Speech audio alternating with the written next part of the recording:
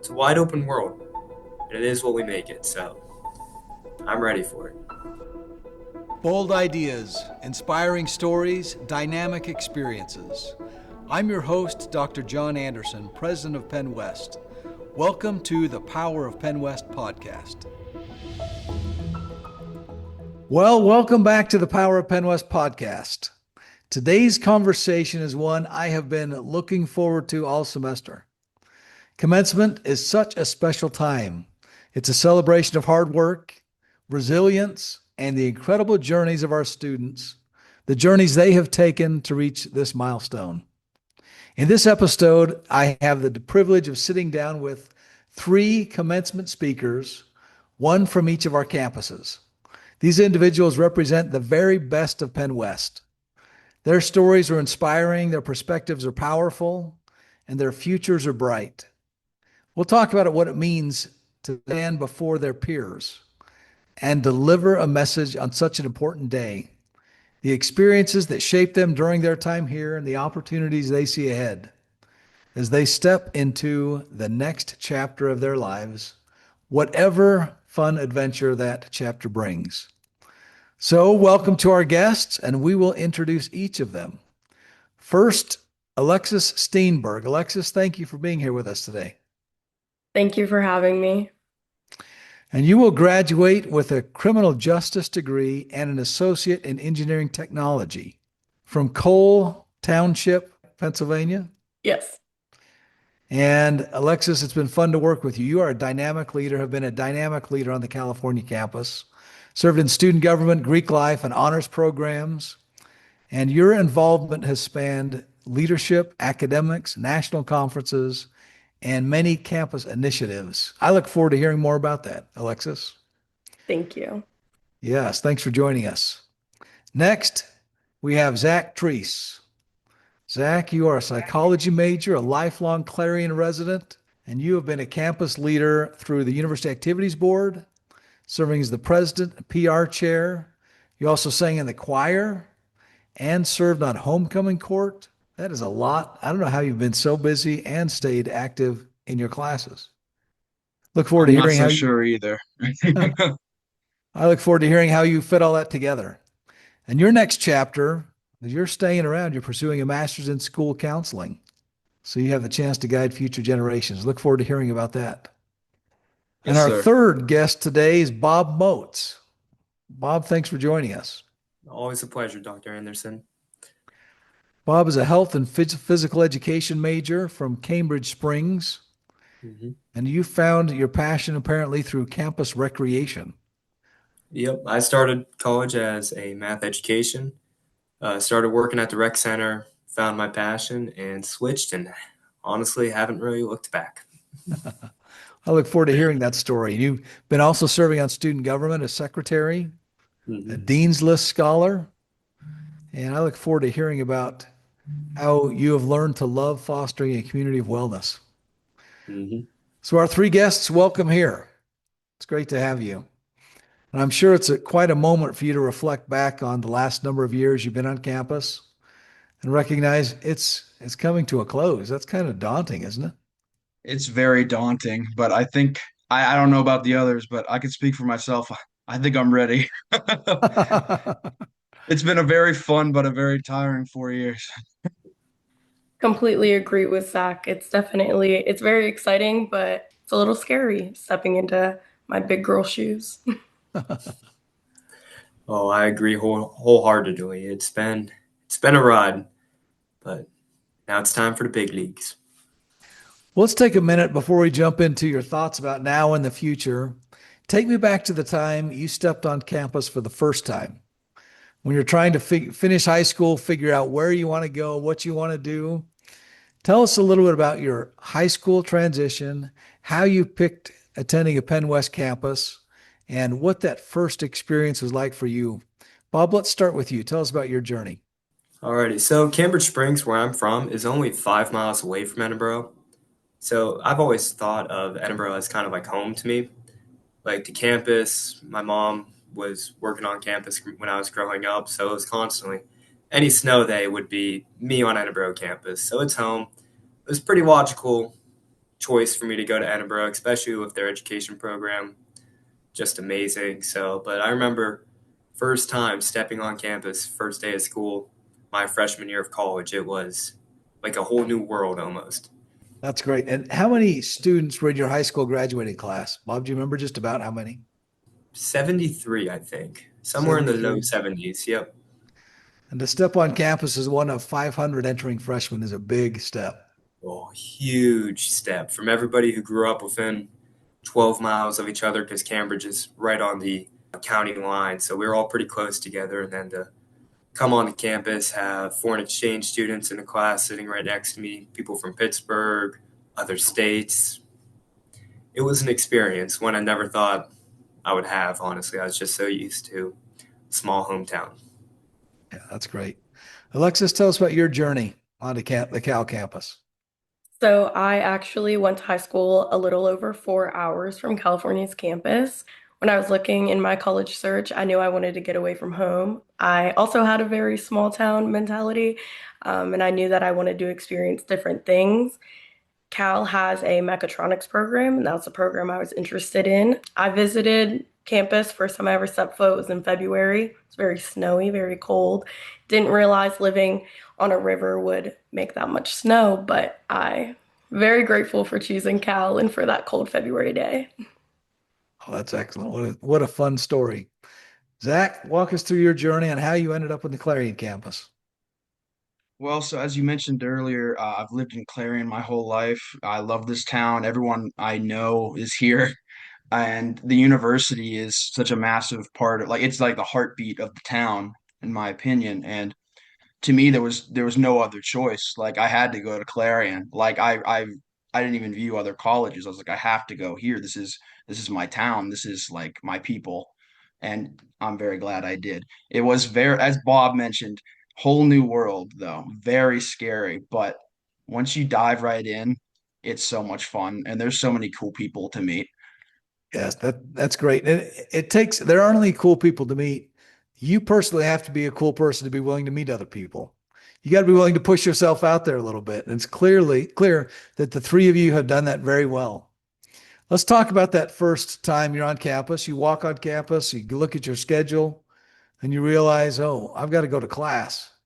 And you walk in, sit down, break out your laptop or your notebook and think, I have no idea what a college class is going to be like. Do you remember that? I remember that time. It's been a minute for me. Do you remember what that's like, Zach? Frightening. I remember it's definitely you just gotta dive right in. Like it's terrifying, but once you get in, it's awesome. But it is very scary because it's the format is kind of similar to high school, but it's so like it feels more serious.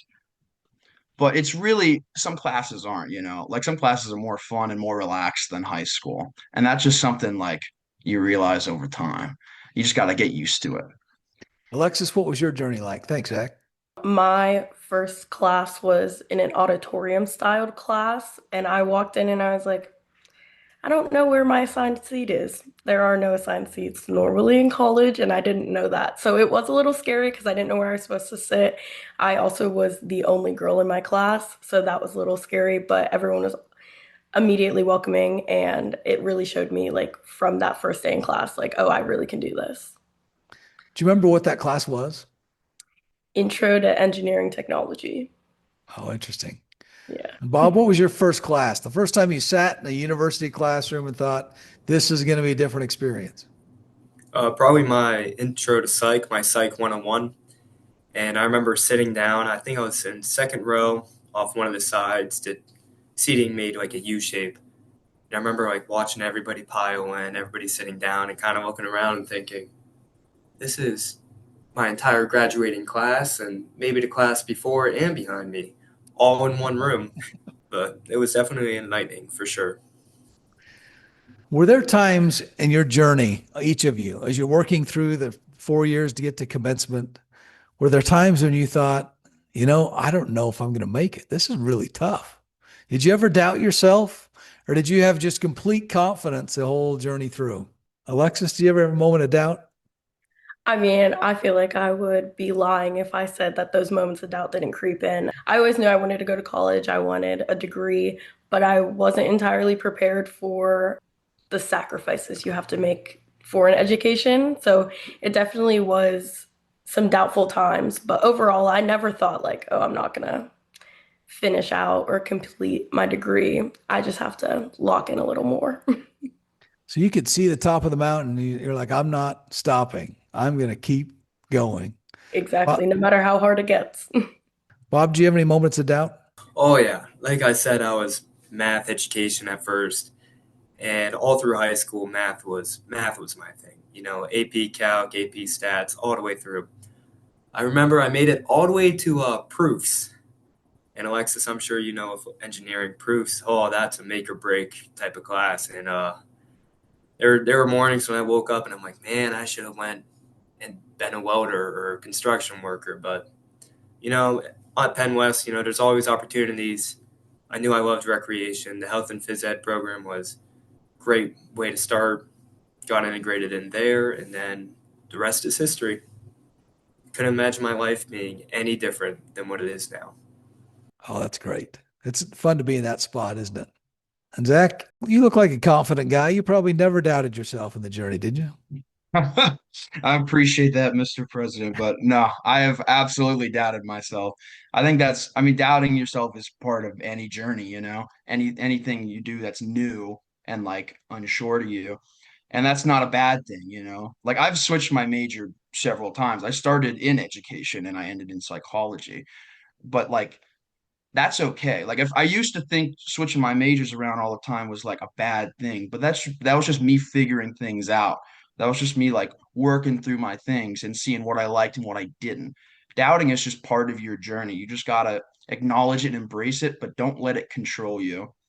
And I've tried to do that, and I think it's paid off. And I think all of us have done that. We're all here, and we're all talking to you. You clearly have made it to the end of this journey for sure.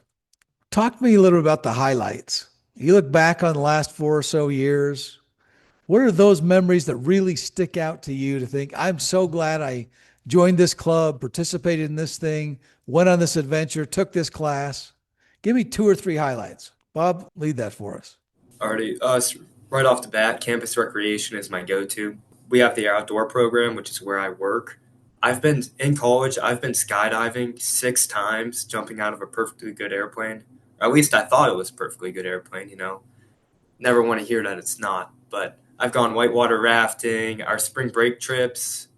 I've been around the country, out west, down to Kentucky, the Carolinas, just everywhere. All the experience I've had through campus recreation has just been phenomenal.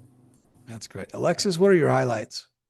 Joining all of my organizations definitely like shaped my entire career at PennWest. My first semester freshman year, I joined student government. I was able to then go to a conference in San Bernardino, California last summer through student government. And then, of course, I joined my sorority second semester, my freshman year. I've been to 4 great conferences. So all of my highlights definitely are the opportunities that my organizations have given me. Excellent. Zach, what are your few highlights that you'd like to mention? My greatest highlights always come with when I joined the activities board at Clarion. I don't even like when I look back at my college journey, I don't even really view it as starting until I became a part of that at the end of my first semester. I just came in and I was invited by the advisor Brian Hoover, and I had no idea what I was doing, what it was about, what they even did, but I joined and I somehow landed the role of the PR and marketing chair, and all of a sudden I was I was making videos weekly to the whole campus about activities we were doing, and that was so scary but so cool and so fun. And like that's my biggest highlight. I always look back at those videos. I did them for my whole college career, 4 years. I loved every minute of it. I look back at those videos with so much happiness, and I got to just be a part of that group of awesome people. And it was really just, it was my favorite part of my college career was just getting to be part of that group and being able to be in that role. That's really neat. What great experiences each of you have had. So, People may be curious, how were you selected to be a commencement speaker? That's a huge honor. We've got a lot of graduates coming up, and each one of you were picked. Talk us through the process because each campus does it a little bit different. Bob, tell us how you were selected. I was reached out to by Dave Goodwill, the director of student life, because I've worked with him closely through student government, my time in student life, campus recreation, all that. And he knows how much I've done over the years. And honestly, if it wouldn't have been for him reaching out, I probably wouldn't have even considered it. Honestly, it just wasn't necessarily top of mind. But I'm happy to be here, happy to talk. And so you got the call one day and said you've been selected. How did that work? That was all righty. I kind of went in like, I'll give it a shot. Might as well. I figured talking to an auditorium full of graduating college kids, their parents, their friends, family, can't be any worse than teaching first graders. So in gym class. So mhm. Well said. Alexis, what was the selection process like in Cal? So very similar to Bob. Missy Dunn let me know application was open, and she knew that it was something I was interested in doing before. I applied, sent all my stuff in, and got the selection email. I was very, very excited, pleasantly surprised for sure. And Zach, how about you? Very similar to what Alexis and Bob said. I was reached out again by Brian Hoover, of course, and he called me and he's like, "There's applications out for a commencement speaker. Would you be interested?" And I hadn't even like considered it. I was just thinking, I was like, "Oh, I might do that." And I just thought about it some more, and I went to my mom and I was like, I might do this. What do you think? She's like, "Please do it, please. I want to see you up there and talk." And I'm like, all right, I'll do it. And I filled out a speech and I met with the group and I got an email the next day that said I got it. And I was like, wow. And I'm very honored to do it and I'm very excited and I'm very grateful to the university and Brian, of course, for reaching out to me and getting me to do it. And I'm very excited for it. Oh, that's great. I'm looking forward to it also. I think it's really interesting that the hardest part for me about creativity, writing and communicating effectively, is when you sit down at a computer, you look at your screen, you open up a blank Word document or whatever word processing software you're using, and there's just a blank screen there. You've got to start typing something. You got to figure out what that message is, how you're going to communicate it, how you're going to make sure that people listen and understand and don't misunderstand. So for each of you, you've either worked through or have completed a draft of what that talk is going to be and how you're going to deliver it. What was that creative process like for you? You sat down with a blank screen. Did you start typing? Did you outline it? Did you talk to your friends, use Chat GPT? Alexis, how'd you figure it out? I'm pretty sure I had good morning, everyone, and thank you on my Word doc for about 45 minutes before I wrote a single other word. I was so lost. It's really hard to capture my entire college experience and the things that my fellow graduates have shared in one speech. I could probably stand up there in front of everyone and talk about PennWest for hours, and how my university experience shaped my life. So it was definitely a hard experience. And then I asked my mom, I was like, back to the mom talk. I was like, Mom, what would you want me to say if I get it? And she was like, I don't know, talk about me. And I was like, okay. So I talked about like my support system and everything. And then it kind of all just fell in place from there. Oh, that's great. Zach, what was your creative process like? I had to think about it for a while. I had to I just wanted to sit down and just get my thoughts together. Like what all have I learned? What all have I done? What lesson did I learn that I think is really good to tell other people? What like message did I want to leave with my class? And that really took a lot of soul searching, and I had to think about it for a while. But I'll just say the theme of my speech is self-growth. I won't say anything else. I don't want to spoil the speech, for all the excited people that are waiting to listen to it. But I really wanted to just talk about like how you grow and like through the things you do and how you behave and like just how we aren't the same people that we were when we started here. And that's a good thing. Like we're better. We've developed. We've had more experiences. And the more you do, the more stories you have. And the more again how like developed you are. So I really just wanted to cover growth and like how we've all grown.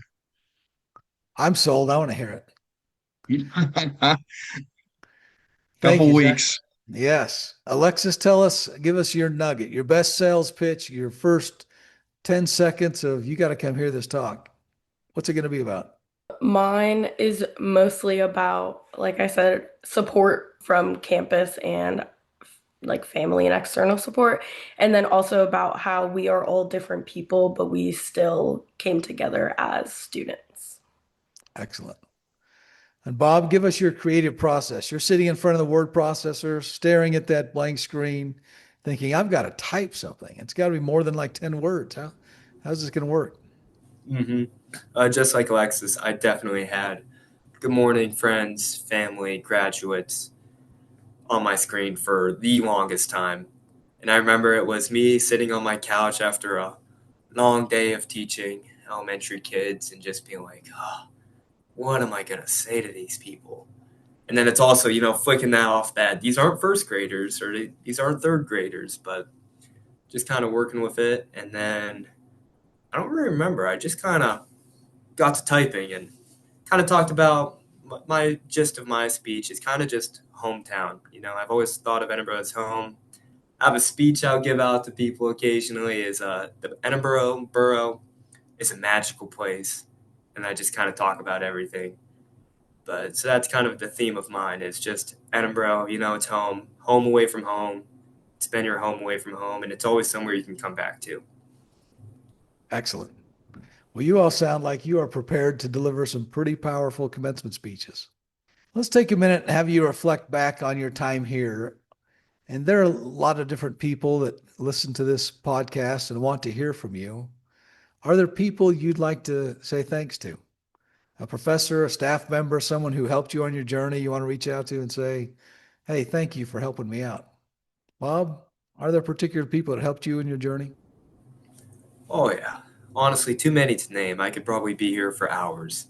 Just all the staff, community on campus, all of my professors over time, the ones who encouraged me to kind of follow my passion and switch from math education to health and phys ed because switching your major, switching what you're going to do with your entire life, it's a complete altered change of course. And it can be daunting, but at the end of the day, they help me realize do what makes you you. And also, just that saying, if you love your job, you never work a day in your life. So you got to do what you love. Excellent. That's great advice. hmm Alexis, who are those people you'd like to reach out to and say thanks? Definitely would have to start my girlfriend, my parents, all my family members got me to college in general. And then all of the club members, my sorority sisters, and then my advisors, Diane Hasbrook, Missy Dunn, and Derek Harshberger. They really gave me the support I didn't know I needed and made sure I got to where I am today. And I definitely could not have been here in this podcast in as a commencement speaker without them. That's excellent. Zach, do you have your list of thank yous and gratitudes? It's a long list, but I'll try and keep it short. First, obviously, my mom and my dad, they've been my number one supporters for my whole life. All the university staff, like especially in student affairs, again, Brian Hoover, Megan Boozer, everyone that works at Gamma, which is our student center. I mean, they're just incredible. They foster so many opportunities for students to do everything and grow, of course, as I've mentioned. And just everyone I was ever in the activities board with, I'll just shout them all out.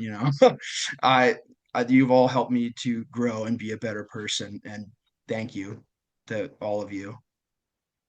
That's great. As we prepare to wrap up, you go to a college or a university with a purpose.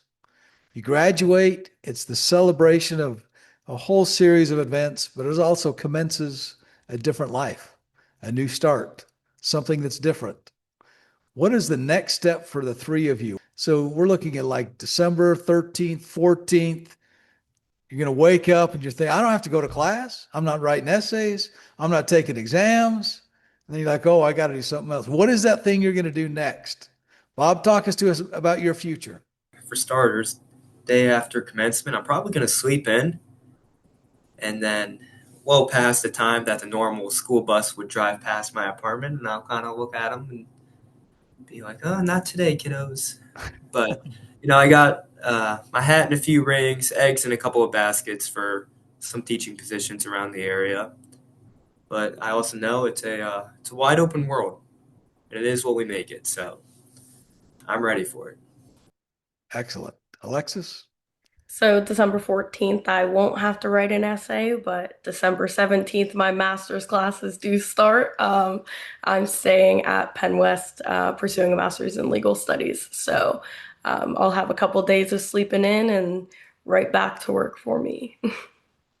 Excellent. Zach? Well, yeah, first off, I'm gonna sleep the day after all day. There's no negotiations about that. But in the following fall, of course, I'm going to be attending Slippery Rock to get my master's in school counseling. I'll be a guidance counselor really bad. I'm very, very excited to start that. In the meantime, I'm just gonna work, get some experience, and take a break from school because, quite honestly, if I see another essay, I might explode right now. But I am very excited to start, and I'm very thrilled to see where the next journey takes me. Excellent. Well, congratulations to the three of you. As you reflect back on your life, when you get to be a little older, maybe my age, this will be a highlight for you. You had the chance to represent your graduating class, to give them some good, sound advice, and wish all of them and all of you a great journey into the future. And as you said, Bob, you are definitely prepared, and all of you are prepared for whatever is next. So thanks to the three of you for joining us today on the Power of PennWest podcast. It was great to hear your stories. Thank you for having us. Thank you.